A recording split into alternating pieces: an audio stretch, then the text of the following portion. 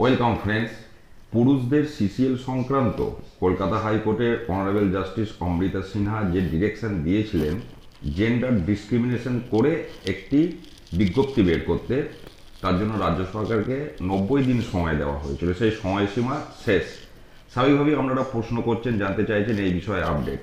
দেখুন, সেখানে যেটা বলা হয়েছিল, হিন্দু মাইনর গার্জেনশিপ অ্যাক্টে বাবা হচ্ছে প্রধান গার্জেন বা প্রথম গার্জেন।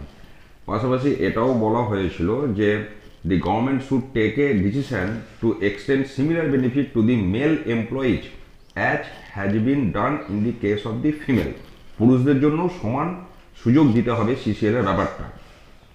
পাশাপাশি এটাও বলা হচ্ছে যে যেহেতু এটা একটা পলিসি যেটা স্টেট গভর্নমেন্ট সিদ্ধান্ত নেয়, তাই জন্য স্টেট গভর্নমেন্টকেই ডিসিশন নিতে বলা হয়েছিল যে এরকম একটা মানে বিজ্ঞপ্তি বের করতে বা এই বিষয়ে একটা সার্কুলার বা নিয়ম নীতি একটা তৈরি করতে, যেটা হবে যাতে করে জেন্ডার ডিসক্রিমিনেশনটা ইরেজ করতে হবে। এই বক্তব্যটাই সেখানে ছিল পরিষ্কার। এবং এর জন্য দেখুন এখানে লেখা আছে পিরিয়ড অফ 90 ডেজ, 90 দিন এর জন্য রাজ্য সরকারকে সময় দিয়েছিল জেন্ডার ডিসক্রিমিনেশন করে সিসিএল এর একটি পলিসি তৈরি করতে। এই বিজ্ঞপ্তি বা এই order justice Amrita Sinha pass করেছিলেন 12 আগস্ট 2024। 10ই নভেম্বর 2024 কিন্তু 90 দিন কমপ্লিট হয়ে গেছে। এখনও আমরা শিক্ষা দপ্তরের পক্ষ থেকে কোনো বিজ্ঞপ্তি কিন্তু দেখতে পাইনি। তাহলে স্বাভাবিকভাবেই যারা পিটিশনার ছিলেন এই মামলার, তারা আদালত অবমাননার মামলা করেছেন কিনা সে আপডেট এখনো পর্যন্ত নেই।